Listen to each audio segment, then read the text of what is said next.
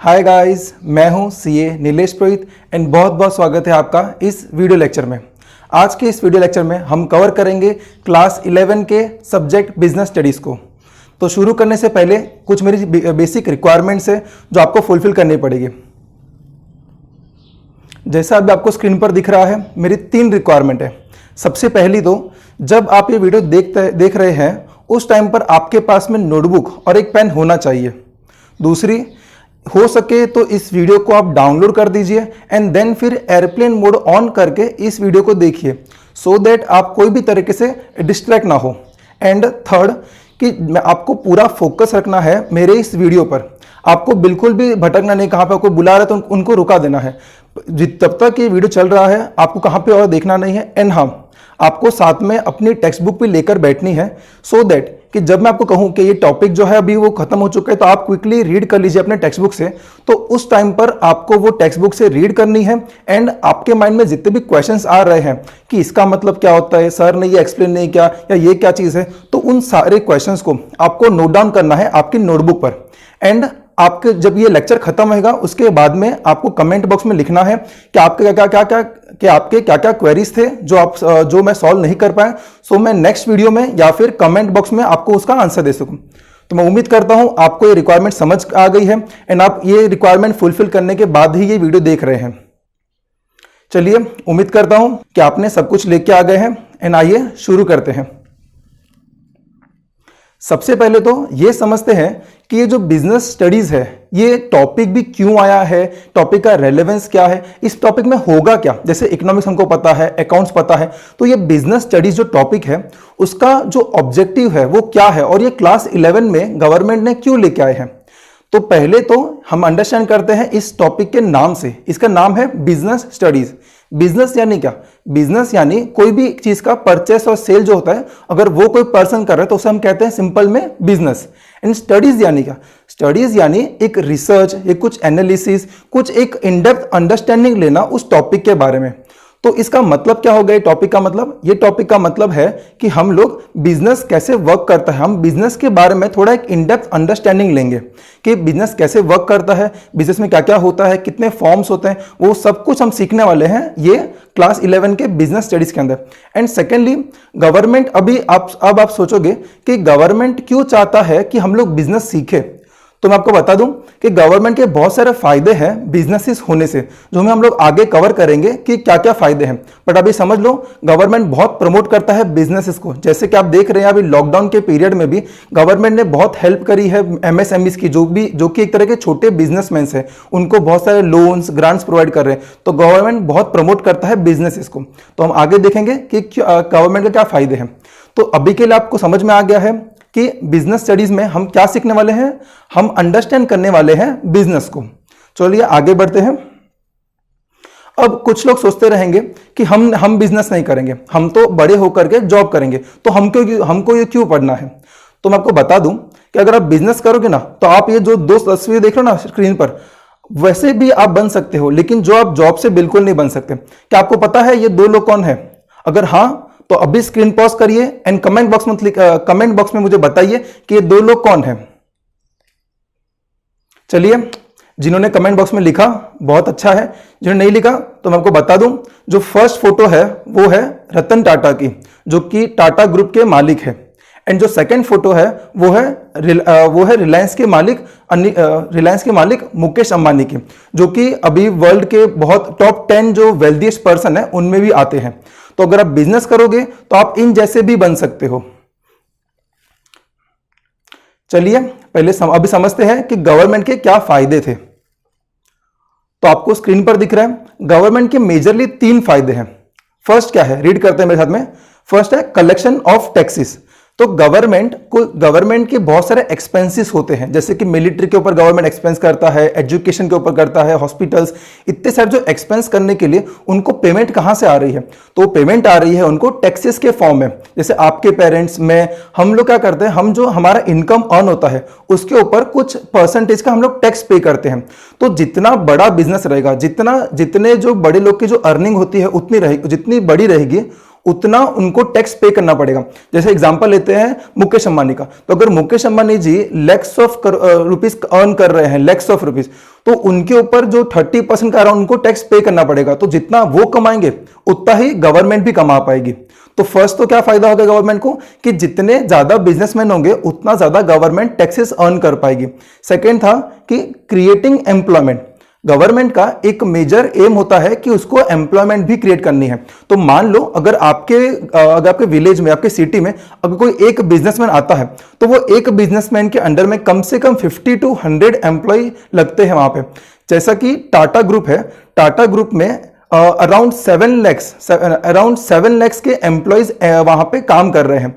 And in Reliance industries के अंदर around 2 lakhs के एम्प्लॉय काम कर रहे हैं। तो अगर ये बिजनेसेस बंद हो जाए, जैसे मान लो टाटा ग्रुप जो बंद हो गया, तो जो 7 lakhs जो लोग हैं उनका फिर एम्प्लॉयमेंट का क्या? तो इसलिए जितने ज्यादा बिजनेसेस होंगे उतना ज्यादा कंट्री के अंदर एम्प्लॉयमेंट आएगा। तो ये था सेकंड पर्पस गवर्नमेंट का। थर्ड पर्पस है कंट्रीब्यूटिंग इन सीएसआर एक्टिविटी। जैसा कि आपको पता है अभी कोरोना के पीरियड में बहुत सारे बड़े बड़े बिजनेसमैन ने बहुत कॉन्ट्रीब्यूशंस किया है। जैसे कि टाटा ग्रुप ने कम से कम 1500 करोड़ का कॉन्ट्रीब्यूशन किया है। तो अगर इन कंपनीज के पास में अब खुद के लिए पैसे ही नहीं है तो वो क्या कंट्रीब्यूट करेंगे? एंड जितनी बड़ी कंपनी होती है उनके ऊपर कुछ रेगुलेशंस भी होते हैं कि उनको अपने सोसाइटी के लिए कुछ करना पड़ता है। तो जितना बड़ा बिजनेसमैन उतने ज्यादा वो क्या करेंगे, वो लोगों को और हेल्प करेंगे, सोसाइटी को ग्रो करने में और मदद करेंगे। तो ये है गवर्नमेंट के 3 पर्पसेस। फर्स्ट क्या था?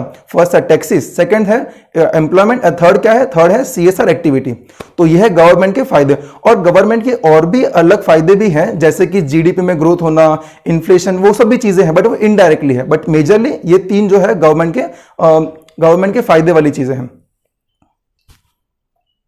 तो आइए शुरू करते हैं चैप्टर से। चैप्टर का नाम है बिजनेस, ट्रेड एंड कॉमर्स। तो पहले अंडरस्टैंड करते हैं कि बिजनेस क्या होता है। तो एक बार इसका डेफिनेशन हम रीड करेंगे। Concept of business, the term business it derived from the word busy. तो अगर लेमैन लैंग्वेज में हम कहें तो बिजनेस क्या है? बिजनेस यानी कोई भी एक चीज में, कोई भी एक एक्टिविटी में बिजी रहना। पर अगर हम लोग स्पेसिफिक टर्म देखें तो वो क्या है? In a specific sense business refer to an occupation in which people regularly engage in activity related to purchase, production and or sale of goods and services with a view to earn profit। यहां पर जितने भी मैंने bold किए हुए हैं, bold and underline किए हुए हैं वर्ड्स, वो हमारे मेन कैरेक्टरिस्टिक्स है। आप कह सकते हो कि अगर वो चीजें प्रेजेंट नहीं है कोई भी एक्टिविटी के अंदर तो वो बिजनेस एक्टिविटी नहीं रहेगी। तो सबसे पहले क्या है? ऑक्यूपेशन। तो ऑक्यूपेशन यानी क्या? ऑक्यूपेशन अगर सिंपल हम लोग समझे तो ऑक्यूपेशन यानी कोई भी एक एक्टिविटी में ऑक्यूपाई रहना, मतलब एंगेज्ड, ऐसा बिजी रहना कोई भी एक एक्टिविटी के अंदर में। तो ऑक्यूपेशन मतलब ये। एंड जो बाकी के जो बोल्ड वर्ड्स हैं वो हम आगे कवर करेंगे। तो अभी के लिए आप इतना समझ लीजिए, कोई भी ऐसी एक्टिविटी जिसमें हम बिजी है एंड वो हम रेगुलर बेसिस पे कर रहे हैं, जिसमें कि हम लोग जिसमें कि हम लोग बाय और सेल भी कर रहे हैं क्या? गुड्स एंड सर्विस को। और मेन मोटिव क्या है? मेन मोटिव है टू अर्न प्रॉफिट। बिजनेसमैन का सबसे मेन ऑब्जेक्टिव होता है टू अर्न प्रॉफिट। तो अगर प्रॉफिट नहीं है तो एक बार के लिए हम कह सकते हैं कि वो बिजनेस ही नहीं है।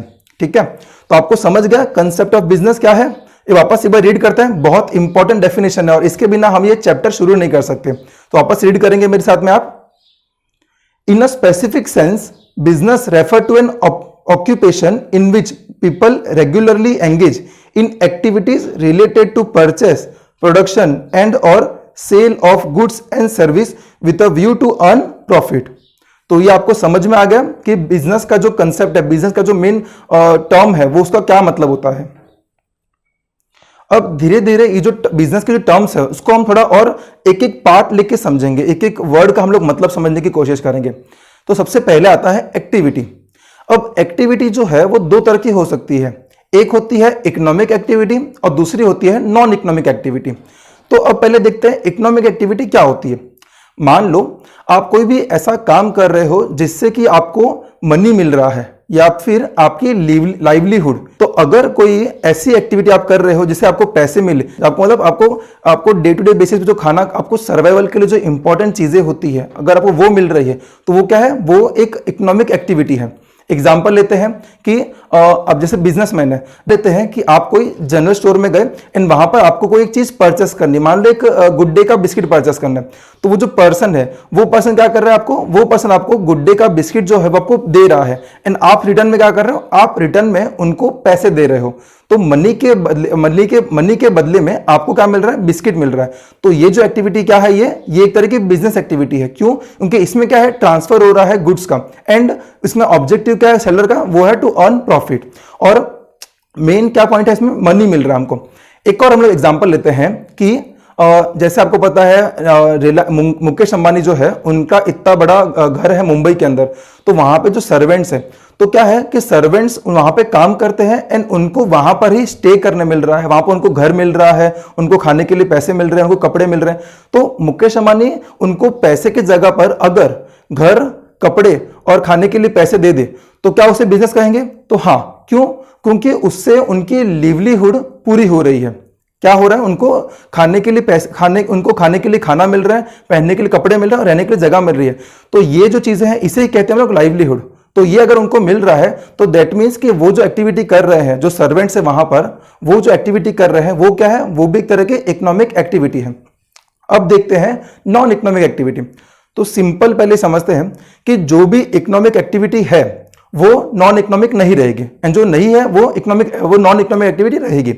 तो इकोनॉमिक एक्टिविटी में मनी एंड लाइवलीहुड ये दो चीजें कवर थी। तो नॉन इकोनॉमिक में क्या रहेगा, नॉन इकोनॉमिक में है लव और अफेक्शन और सिंपैथी और any type of other emotions. यानी कि आपके घर पे आपकी जो मम्मी आपके लिए खाना बना रही है, तो क्या मम्मी को उसके बदले में कुछ पैसे मिलने वाले हैं? तो नहीं। तो क्या ये एक्टिविटी जो है इसे हम इकोनॉमिक एक्टिविटी कहेंगे? तो नहीं कहेंगे। क्यों? क्योंकि इसके बदले में ना उनको पैसे मिलने वाले हैं और ना कोई लाइवलीहुड है, क्योंकि आप उनको कुछ प्रोवाइड नहीं कर रहे हो। बट मम्मी ये क्यों कर रही है? तो मम्मी कर रही है क्योंकि उनको लव और अफेक्शन है। ठीक है, तो कोई भी ऐसी एक्टिविटी जो लव एंड अफेक्शन से हो तो उसे हम लोग इकोनॉमिक एक्टिविटी नहीं कहेंगे। एक एग्जांपल लेते हैं सिंपैथी का।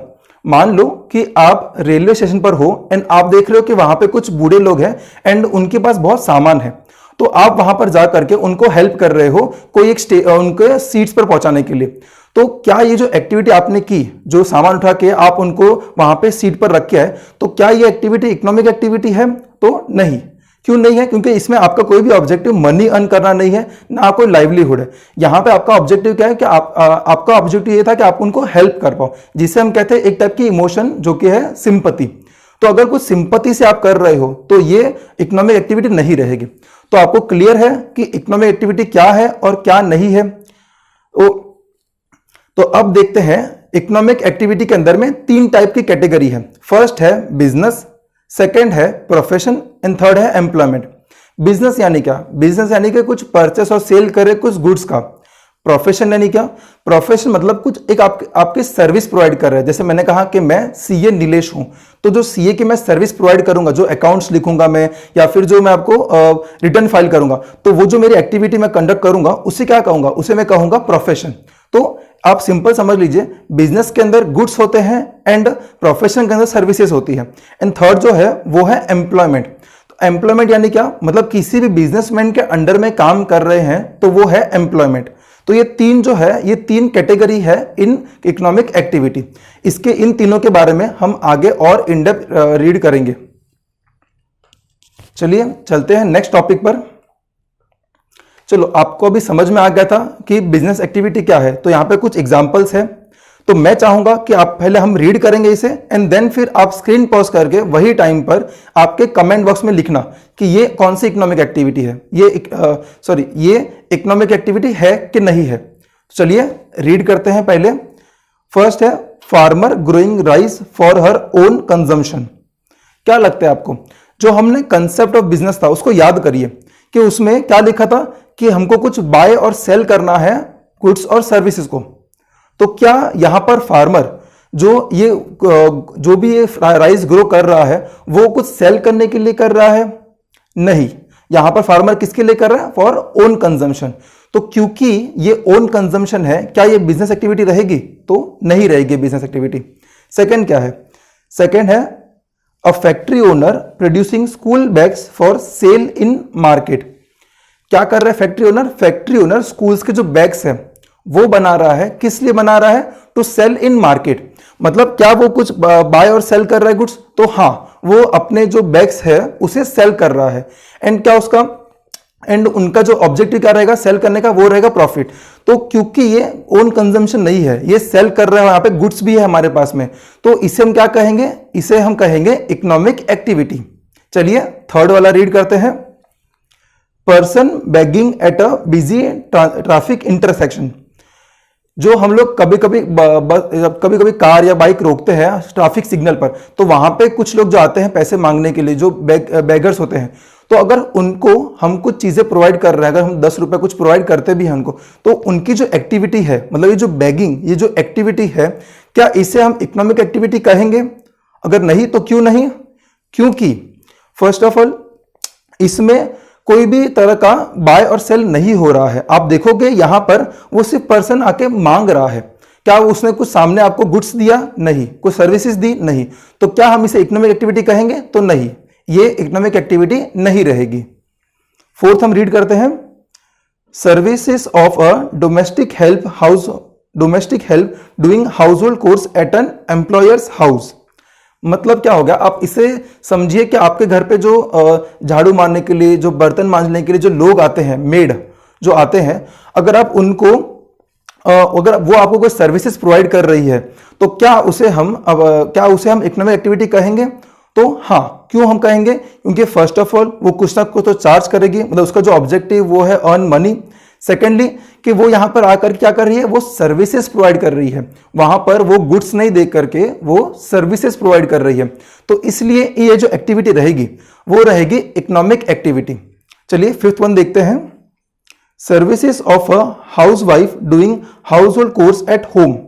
अब ऊपर के केस में एक कोई बाहर से पर्सन आ रहा था, सर्वेंट्स आ रहे थे और वो आपके घर पे साफ सफाई कर रहे हैं। एंड सेकंड, नीचे जो केस है फिफ्थ वाला, उसमें क्या हो रहा है कि अपने जो हाउस होल्ड वाइफ है, जो घर के जो वाइफ है, वो अगर कुछ वही सेम चीज कर रही है, तो क्या उसे इकोनॉमिक एक्टिविटी कहेंगे?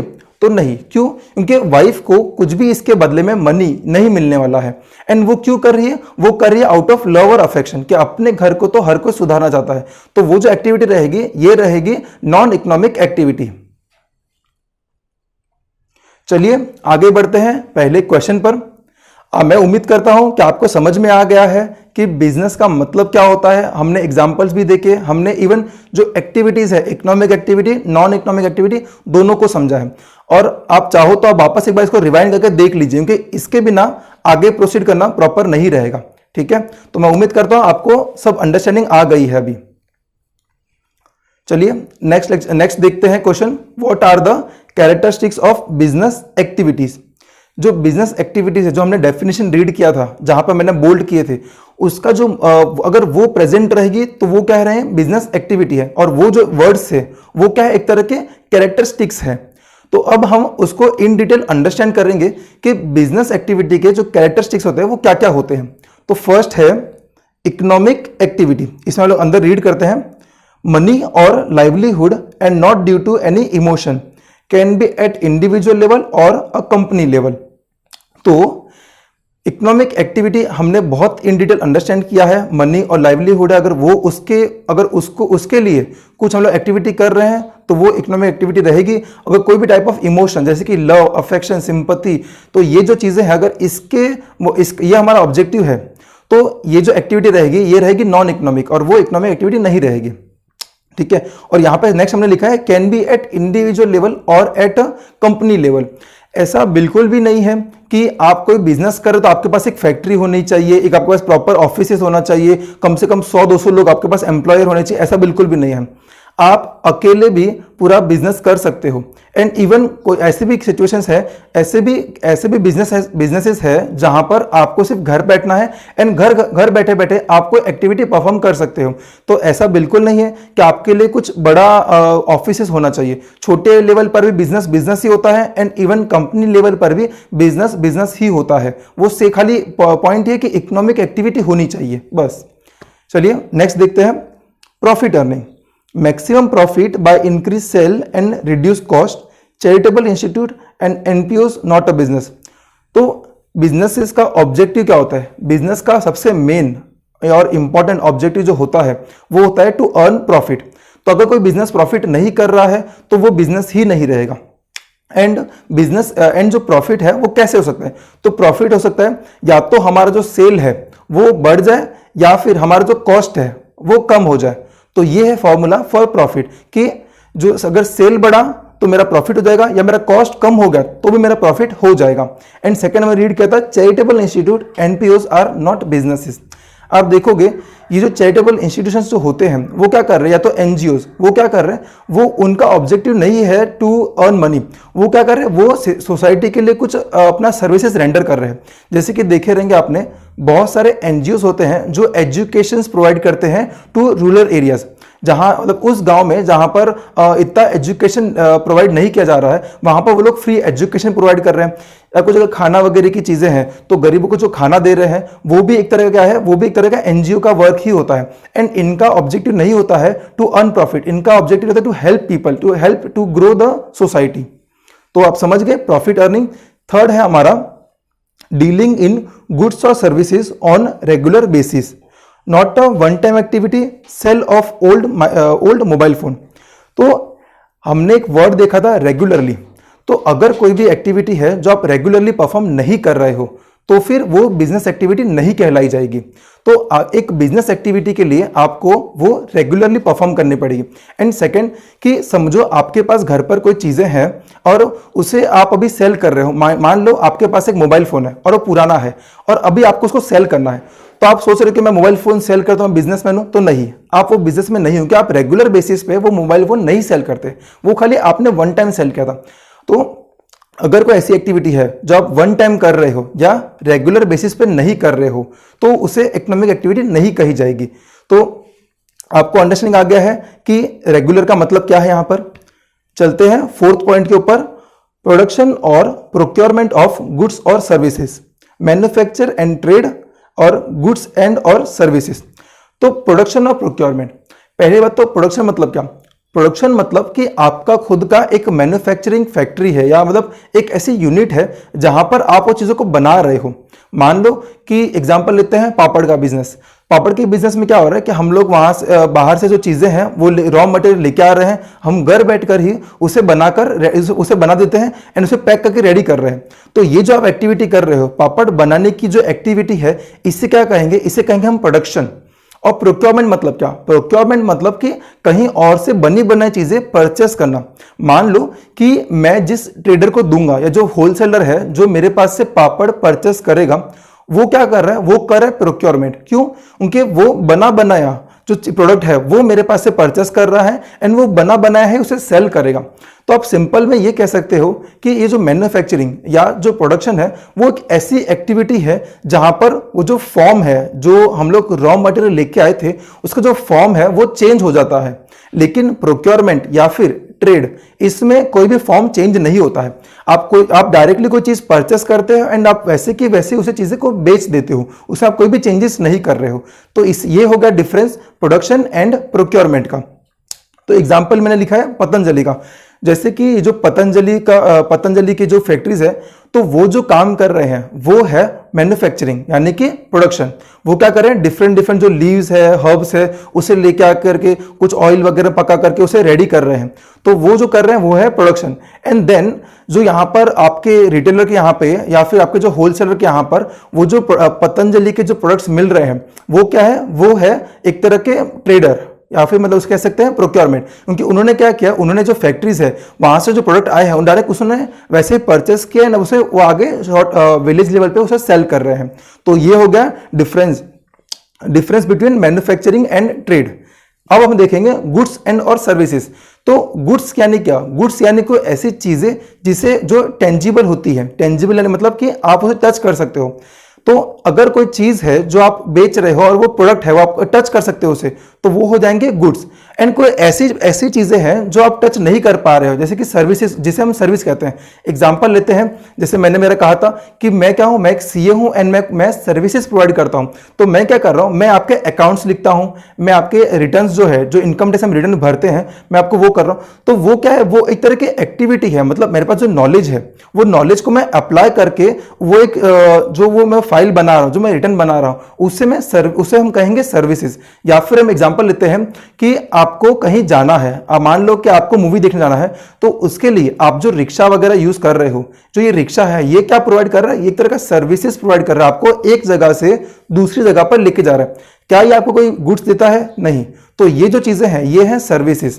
तो आपको समझ गया गुड्स यानी क्या? गुड्स यानी ऐसी चीज जो जिसे हम छू सके, एंड सर्विसेज यानी क्या? सर्विसेज यानी जिसे हम छू नहीं सके, एंड उसमें गुड्स नहीं होता। तो आपको सिंपल समझ जाएगा गुड्स क्या है और सर्विसेज क्या है। चलिए नेक्स्ट देखते हैं, सेल और एक्सचेंज ऑफ गुड्स और services. What is personal consumption and sale versus exchange.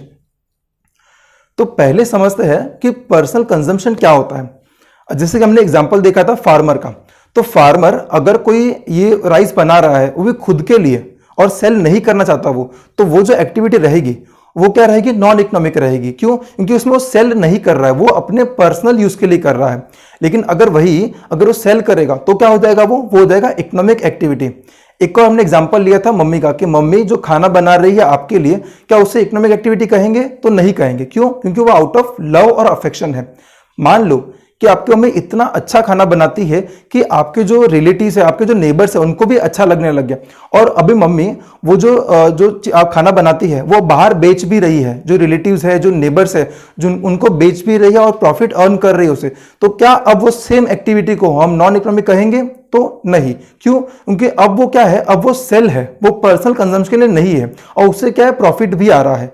तो आपको समझ रहे, पर्सनल कंजम्पशन यानी ऐसी एक्टिविटी जो हम खुद के लिए कर रहे हैं, एंड देना हम किसी को देना नहीं चाहते हैं, या देने वाले नहीं है। तो ये हो गई पर्सनल एक्टिविटी। अब देखते हैं सेल वर्सेस एक्सचेंज। सेल और एक्सचेंज में फर्क सिर्फ ये है कि जब हम सेल करते हैं तो हमें सामने मनी मिलता है, कुछ करेंसी, कुछ नोट, वैसे कुछ मिलती है चीजें। बट एक्सचेंज के इसमें क्या होता है? एक्सचेंज के इसमें हमें कुछ सामने प्रोडक्ट मिलता है। जैसे आपने देखा रहेगा कि अमेजोन हो गए या फ्लिपकार्ट हो गए, वो क्या कर रहे हैं कि जो आपके पास पुराना फोन है, मोबाइल फोन है, हम मोबाइल फोन देते हैं पुराना वाला, एंड सामने हमें जो नया मोबाइल फोन मिल रहा है उसमें कुछ डिस्काउंट मिल रहा है। तो वो क्या हो रहा है? वो एक तरह का दोनों का कॉम्बिनेशन है, सेल और एक्सचेंज का दोनों का कॉम्बिनेशन है। मतलब मैं एक्सचेंज कर रहा हूं मेरा ओल्ड मोबाइल, एंड मुझे न्यू मोबाइल आ रहा है विथ सम डिस्काउंटेड प्राइस, क्योंकि ओल्ड मोबाइल का कुछ अमाउंट रहेगा। तो इसे क्या कहते हैं हम लोग? एक्सचेंज। एक्सचेंज यानी क्या? सामने वापस गुड्स मिलना, मतलब मैंने कुछ सेल किया एंड मुझे मनी के अलावा कुछ गुड्स मिल रहा है, तो उसे भी हम कहेंगे एक्सचेंज। नेक्स्ट हम पॉइंट देखते हैं, अनसर्टेनिटी ऑफ रिटर्न। पहले तो समझते हैं meaning of uncertainty, and second possibility of loss. Uncertainty मतलब क्या? अनसर्टेनिटी मतलब कि डाउट होना, या हम लोग श्योर नहीं है। रिटर्न यानी क्या? रिटर्न यानी कि कुछ कमाई, मतलब कह सकते हैं कि जैसे मैंने बिजनेस में 1 लाख रुपीज इन्वेस्ट किया, तो मैं उम्मीद कर रहा हूं कि मुझे कम से कम इसमें 1000 रुपए का प्रॉफिट होगा। तो ये जो प्रॉफिट होगा, जिसको मैं बोल रहा हूं कि मुझे वापस आएगा, इसे हम कहते हैं रिटर्न। तो ये पॉइंट का मतलब ये है अनसर्टेनिटी ऑफ रिटर्न, यानी कि प्रॉफिट हो भी सकता है, प्रॉफिट नहीं भी हो सकता है, प्रॉफिट का एक डाउट होना। ठीक है, तो ये डाउट है, इसे हम कहते हैं अनसर्टेनिटी। और पॉसिबिलिटी ऑफ लॉसेस, मतलब ये पॉइंट का मतलब सिंपल ऐसा है कि आप कोई भी बिजनेस करते हो तो आप हमेशा श्योर नहीं रह सकते कि मुझे प्रॉफिट होगा ही। जैसे ये जो अमेजॉन है, एप्पल है, माइक्रोसॉफ्ट है, ये जो बड़ी बड़ी कंपनीज है जो सेल करती भी है, तो उनको भी ये श्योर नहीं है कि हम लोग प्रॉफिट ही करेंगे, या अगर प्रॉफिट करेंगे भी तो इतना ही अमाउंट का प्रॉफिट करेंगे। जैसे मैं हर महीने मैं 1000 रुपीज अर्न करूंगा, ये कोई भी नहीं कह सकता। और बिजनेसेस ऐसे ही वर्क करते हैं। बिजनेस में कभी भी कोई भी श्योरिटी नहीं होती है, एंड बहुत डायनामिक होता है, मतलब कभी भी चेंज हो सकता है कोई भी रीजन की वजह से। तो बिजनेसेस हमेशा अनसर्टन होते हैं, प्रॉफिट होगा नहीं भी हो सकता है, और अमाउंट भी हमें पता नहीं कि कितने अमाउंट का प्रॉफिट होगा। तो वो सब कुछ आता है, वो भी क्या है, वो भी एक तरह का हमारा कैरेक्टरिस्टिक है बिजनेस का। ठीक है, तो अनसर्टेनिटी ऑफ रिटर्न आप समझ गए हैं कि हमें श्योरिटी नहीं है कि हमें पैसे आएंगे ही। अगर हमें श्योरिटी है पैसे आएंगे, तो कितने आएंगे हम इसके बारे में श्योर नहीं है, तो हमेशा हमारे मन में डाउट रहता है। ठीक है, नेक्स्ट हम देखते हैं पॉइंट एलिमेंट्स ऑफ रिस्क का, exposure of loss and factors of risk. तो हमेशा बिजनेस के अंदर एक रिस्क का फैक्टर होता ही है। मान लो कि जैसे अभी ये लॉकडाउन चल रहा है, तो लॉकडाउन में कितने ऐसे बिजनेसेस हैं जो बंद हो चुके हैं, और क्योंकि उन्होंने कभी एक्सपेक्ट भी नहीं किया था कि एक एक मतलब इतने महीनों तक कोई एक्टिविटी नहीं हो पाएगी। जैसे लॉकडाउन में सब कुछ बंद था, तो ये जो जिनके पास में ये वेजिटेबल थे, जिनके पास में कुछ ऐसे नॉन ड्यूरेबल चीजें थी जो कि एक महीने में खराब हो जाती है, तो उनके तो बहुत लॉसेस हो गए थे। क्यों? क्योंकि उनका जो प्रोडक्ट था वो ड्यूरेबल नहीं था, एंड सेकेंडली कि लॉकडाउन के से कुछ मूवमेंट भी नहीं हो पा रहा था, तो ना उनको कोई सेलर मिल रहा है, कुछ भी नहीं हो रहा है, तो उनके क्या हो गया, उनके लॉसेस हो गए। तो हमेशा एक रिस्क तो होता ही है बिजनेस के अंदर, भले वो कितना भी बड़ा बिजनेसमैन क्यों ना हो जाए। एंड जैसे आप देखोगे कि सबसे पहले बिल गेट्स जो है, माइक्रोसॉफ्ट के जो ओनर है, वो एकदम अमीर थे, देन फिर धीरे और भी लगाने लगे। जैसे आज के दिन में कौन है, जेफ बेजोस, जो अमेजोन का मालिक है, वो आज के दिन में सबसे अमीर पर्सन है। तो ऐसे जैसे टाइम आगे जाएगा ना, तो लोग नीचे आएंगे, कोई लोग ऊपर जाएंगे, तो हमेशा रिस्क रहेगा ही। एंड सेकंड पर हम लोग फैक्टर्स ऑफ रिस्क, रिस्क के फैक्टर्स क्या हो सकते हैं, जैसे कि मान लो जैसे अभी बिहार में या वेस्ट बंगाल में बहुत बाढ़ आई थी, बहुत फ्लड आया था, तो फ्लड की वजह से क्या हो गया, जो दुकानें थी वहां पर पानी भर गए थे, जो प्रोडक्ट्स थे वो खराब हो गए थे, या फिर मान लो कहां पर ड्रॉट पड़ गया है, सूखा पड़ गया है, तो वहां पर भी क्या हो गया, वहां पर भी लोगों के पास अभी उतने फैसिलिटीज नहीं है, तो वो उतने मूवमेंट नहीं कर पा रहे हैं, तो उनके बिजनेसेस भी बंद हो रहे हैं। तो ऐसे बहुत सारे एक्टिविटीज है। या ऐसे मान लो कि जैसे डीमोनेटाइजेशन हुआ था, मोदी की गवर्नमेंट में डीमोनेटाइजेशन हुआ था, तो बहुत लोग को इशू आ गया था। क्यों? क्योंकि रातों रात जो इकोनॉमिक पॉलिसी है, जो हमारी जो करेंसी है, वो बंद हो गई थी। तो ये सब चीजों की वजह से भी ये एक रिस्क हो सकता है कि कल को गवर्नमेंट ने बैठ करके कुछ चीजों को बंद कर दिया, तो हम वो बिजनेस नहीं कर पाएंगे। तो ये था आपके कैरेक्टरिस्टिक्स ऑफ बिजनेस एक्टिविटी। हम एक बार क्विकली रीड करेंगे सिर्फ ऊपर से, तो आपको मेरे साथ में रीड करना है। फर्स्ट है इकोनॉमिक एक्टिविटी, सेकंड है प्रॉफिट अर्निंग, थर्ड है dealing in goods and services on regular basis, fourth है प्रोडक्शन और प्रोक्योरमेंट ऑफ गुड्स और सर्विसेज, फिफ्थ है सेल और एक्सचेंज ऑफ गुड्स और सर्विसेज, सिक्स्थ है uncertainty of return, and seventh है एलिमेंट ऑफ रिस्क। तो अगर आपको क्वेश्चन एग्जाम में क्वेश्चन ऐसा है कि what are the characteristics of business activity, तो आपको ये 7 पॉइंट लिख कर आने हैं, एंड इसके जो अंदर का जो मैटर रहेगा वो आपको मैंने एक्सप्लेन कर दिया कैसा रहेगा। तो आप अभी एक बार आपके बुक में जाइए, आपका जो टॉपिक 1.6 है कंसेप्ट ऑफ बिजनेस, हमने अब तक में जैसे अब तक हमने वो कवर किया है। पहले हमने अंडरस्टैंड किया है कंसेप्ट ऑफ बिजनेस, देन फिर उसके आगे हमने देखा है कैरेक्टरिस्टिक ऑफ बिजनेस एक्टिविटीज। तो आप जाइए, आप स्क्रीन पॉज करिए एंड जाइए उसे रीड कर लीजिए, एंड आपके माइंड में जितने भी क्वेश्चंस आ रहे हैं आप वहां पर नोट डाउन कर दीजिए, ताकि हमें एंड में मालूम पड़े आपके कमेंट बॉक्स देख के। ठीक है, तो इसको अभी पॉज कर लीजिए आप।